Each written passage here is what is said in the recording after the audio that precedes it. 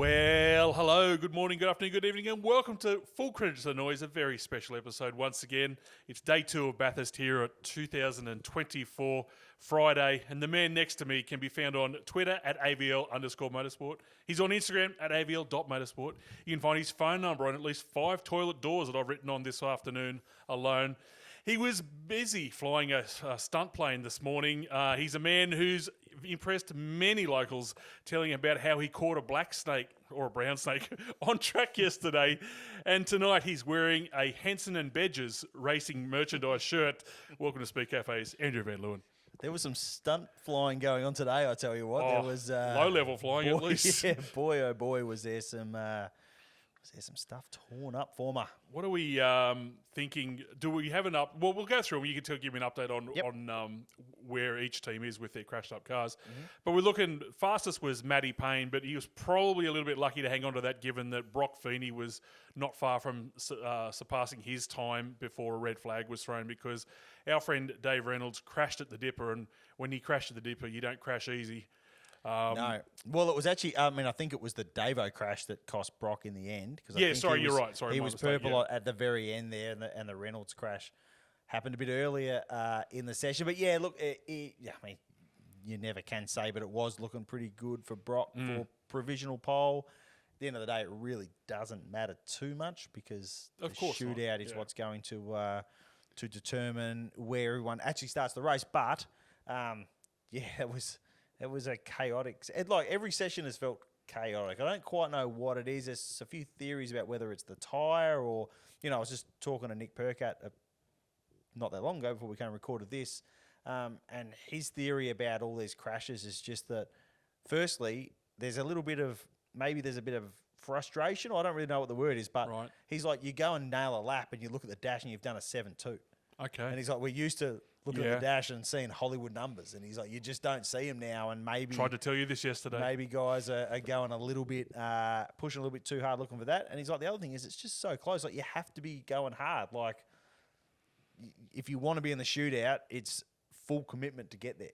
So let's talk about Dave's car. I mean, it went in hard. It was reminiscent of a number of cars that have gone in there over the years. Including, I think, John English's XD Falcon went in hard there and knocked the concrete at the top of the wall there.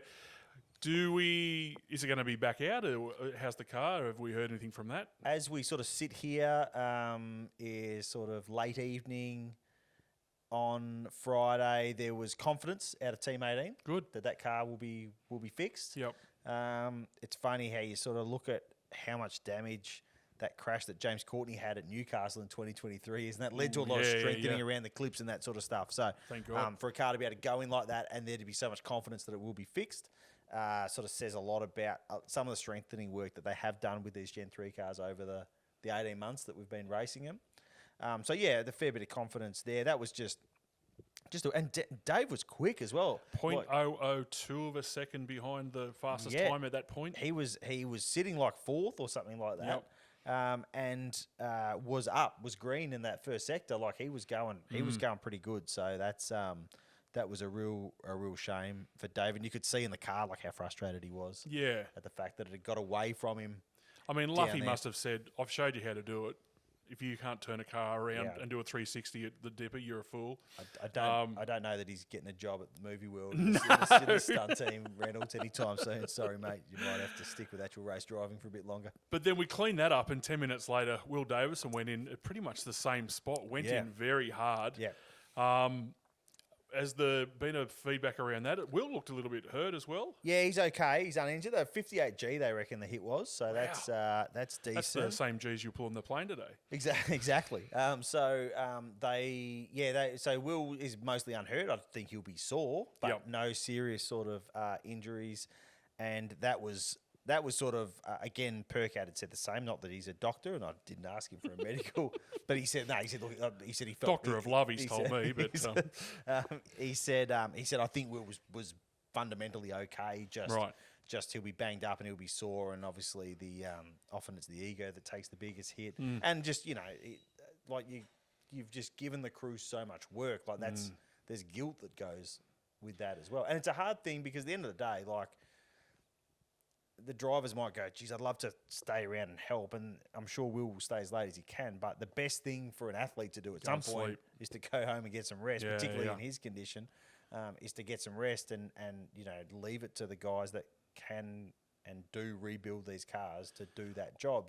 So but that's you'd feel bad, right? Like you're gonna feel bad about that too. So. Yeah. I think we had an email leading into the Bathurst where someone said, "Why do they qualify on Friday?" Today was a good example of luckily we do. Lucky we do. Yeah, give yourself some time to get it sorted. So there's with that car. Again, last we heard there was still some doubts over whether it's repairable or not. At the end of the day, it's the Bathurst 1000, right? And you can win the thing from dead last. So you do what you can to fix it. Yeah. Like it's not, you don't sort of go, well, whatever, guys, too hard. Let's pack her up and try again next year. Yeah. You dig in and try and get it done. I assume that's exactly what they'll do. Let's cover off on Matt Stone Racing. As you said, Percat, you were talking to him, but they had 2 cars in the wall in the earlier session. The funniest thing was when the Davo thing went in and Nick's obviously pulled up to see him. I thought he'd binned it as well. Yeah, that's what, because you looked at his car and went, geez, that thing's a mess too. But that's how he'd been qualifying it. Like he said it was a bit of a parachute down the straights. Looks a little bit similar to the Mustang at the moment outside that they've given me. I'm going to have to do something about that. It was banged up and taped up and looked like MacGyver got on the end of it. Yeah, he said the car was relatively okay. And I mean, they ended up 12th and 13th, Cam Hill and Nick Percat, which given the day they had is actually amazing. But Cam Hill's got speed. Yeah, and I think, Nick said for him, he said that, everything was pointing to the fact that he was going to improve had there not been that late red flag. Right. He also said, everyone will have exactly the same story. So, it's hard to tell whether you would, You can look at it and go, I would have been 7th with that, but you might not have been, so whatever. So, and 7th or 13th doesn't, for the Bathurst 1000, doesn't make a huge difference. Not really. But, he said the thing was pretty slow in a straight line because of all the bodywork damage they couldn't quite fix, whereas Cam Hill's car after Cam Crick's crash had actually not copped the cosmetic damage. It had copped a lot more under the surface, but the cosmetic damage wasn't quite as bad. But they did an amazing job to get those things fixed. Yeah, Cooper Murray also walled it in the super cheap car at the Dipper as well. I mean, that thing trundled down the lap after, sort of just hanging itself together. The Chico car walled at the Great. Yes, broke a wheel. Kai Allen walled it in qualifying for the Super 2s at Reed Park, and when I say walled, he really walled it. Oh, yeah. That thing was broken. And then in the race, a couple of times it went past us, it sounded very ordinary, I've got to tell you. I mean, I think they've just got that thing on track just. That was a great, points collecting effort. That's all it was. It was, they knew it was going to be mega slow when they rolled that thing out. So talking to the Super 2s, Job Stewart, absolute weapon today. Yeah, fast. From memory, he was really quick at Bathurst at the start of the season as well. So, well done to that young man. I mean, I think it was almost a record margin for Super 2 around Bathurst. So, well done to him. The other big story today was obviously the release of the Supra. Yeah.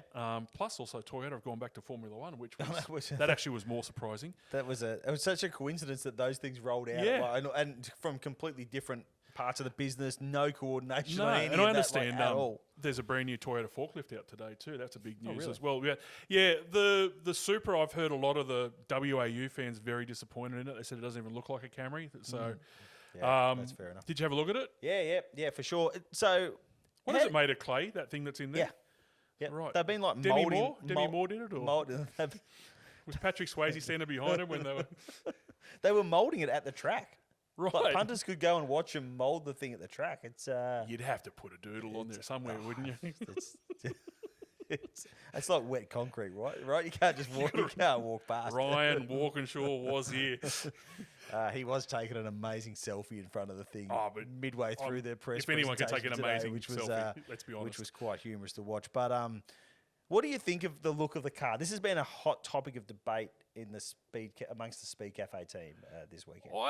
I actually don't mind it. I like it. When they pulled the covers off, I yelled out shit only because I was at the back of the WAU pits and I just wanted them to hear me say it. Yeah. But I actually think it looks good. Yeah. It doesn't. I think it's a cool looking race car. It's not a Frankenstein or anything like the Mustang. Stefan Bartholomaeus hates it. Yeah. Reckons it's the worst looking thing he's ever laid his eyes on. And he's seen a Gen 2 Mustang. But you were telling me that Stefan really doesn't just like anything Asian. You were telling me before the... That's No? absolutely not. Oh, okay. That was One not a nation voter or conversation something you were saying? Well, he spent a lot of time living in Queensland. He has moved back to No, South he looks all Australia. right. It does looks look good. Yeah, I like it. I Yeah. like it. I think it's a... I think it looks cool. And it's... we actually had a good chat with Sean Hanley, who's been the sort of the dry, there's the top marketing Yep. guy at Toyota. He's really driven this whole thing because there has been question marks, and we've talked about it. There has been question marks over the future of the Supra platform. Like, are they going to keep doing that? And he said today, yep, like, Great. this is a sign that Toyota Australia will continue to sell the Supra. The Supra brand will continue in the business long term. So that is the car that we're going to see racing. It's Great. not like they're not developing something, No, but I think that's the car. Whether it's going to look like that or not by the time it's been it'll through the look good on the parity. grid with the other two Yeah. as well. I think it's a good fit for mine. And interesting that the kind of FT1, I think it's called, like the concept car that came before the Supra went into production, is what they've actually what it actually really is. Because I Right. looked at it and went, oh, that actually fits the platform better than the Supra does. Nice. So it's sort of a hybrid of the two, and I like it. I think it's cool, and yeah, it's just a good buzz around all that sort Yeah. of stuff, with that brand coming to the sport. Well, let's wrap this up. My man of the match today was Nick Percat, who did stop to see if Rihanna Crean's husband was okay. I Yeah. thought that was quite nice. No, it was good. I actually, like you said, when I first seen that, I'm thinking, has Nick T-boned him? Yeah. Or like he It ran to the honestly door looked like and- they were yeah. both into it, but Nick was saying he knew he was last car, Yeah. so he knew there was no one else coming, and Yeah. he sort of just saw this mangled Mustang and went, I'm going to stop and have a chat with this bloke and Yeah, make I sure had the he's all feeling right. maybe Will might owe Nick some money or something. He just wanted to make sure. Say it. What, that Say it over the radio if you're going to That die. had a bad night at Panthers or something like that. Yeah, but well done to Nick for doing that. I think that was a really good sportsman like thing to do. Let's talk about dabble betting for Yeah. tomorrow for the shootout. Who do you like? Because I have my favourite and then I have a smoky. All right. While we're talking about our mates, let's just mention this delicious WAU lager from Reckless as well, which I got to say, is actually delicious. Hell of a beer. All right. What have we got here for you? Who do you like tomorrow? I really, really like Brock. I think, Yeah. and I know that's the obvious one. I always, look, he was fast and it looked like he had pace to burn right at the end. He went out when he probably didn't have to, and he went out with a mission. that was interesting as well. Yeah. He went out, and I think it was there to really make a statement, Yep. and he was making that before the red flag was thrown. So I like Brock. What odds is he at? 450 for the shootout. Okay, and on my smoky, and I mean, there's only 10 in the field, so it's not a huge smoky. But what's Matty Payne playing? Matty Payne will. Hang on, I've gone out of top three. Matty Payne, you will get 375. I think Brock's the value out Yeah. of those two. Yeah. I think Brock. Anyone? There's a top three market here as well. Anyone? Could you Chaz Moss at $3 to get in the top three? Oh yeah, that's good. Why don't we go Brock to get it and Chaz to be top three Yep. in all multi, 2-leg multi. Yep. Our speciality, 2-leg multis. Give that a go. I can. Maybe I can give you a price on that. Should we try? It would be around about 6. How do you know this stuff? I've did a bit of punting my time. About $10.50, I'd reckon. Let's see how you've gone. No, cannot be combined. So Oh well, this has yeah, gone beautifully. So you were wrong. You were technically wrong. I'm gonna show you after we finish recording that what would be about $10.50. All Look, for that, so let's just separate those two bets. I still think Brock is a Yeah. good punt at $3.50, and Chaz, you'd think Brock, it would be top 450. three. 450. Yeah, Oh, 450 we'll for have Brock. a lot of that. Yeah, yeah. We'll have a Yep. decent swing at that. And if you are jumping on to dabble, make sure that you Bet with your head, not over it. Well, yes, definitely. And follow Former Legend. If you're signing up, use the code word Former. Yep. Because that is good. But yes, definitely gamble incredibly responsibly. Yeah. Don't go please. silly. It's motor racing. Just put Yep. a couple of $10 bets on and just enjoy it. All right, we'll talk to you tomorrow. It should be a great day. I'm really looking forward to it. I think hopefully we can leave the tilt trays in the bays tomorrow and just have some decent running. But the other thing I should say is congratulations to Super 2. Not one red flag so far. in the racing. So that's great news. Yep. Porsches, not so much. A few safety cars in the Porsches. All right, we'll talk to you tomorrow. If you are at Bathurst, enjoy yourself. No more brown snakes. We found both of them now. That was very lucky this morning. There was another brown snake found.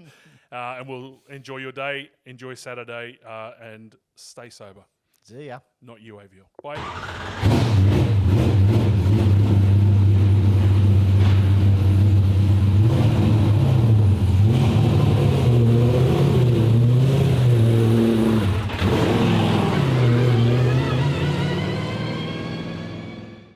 What's gambling really costing you? For free and confidential support, call the number on the screen or visit the website.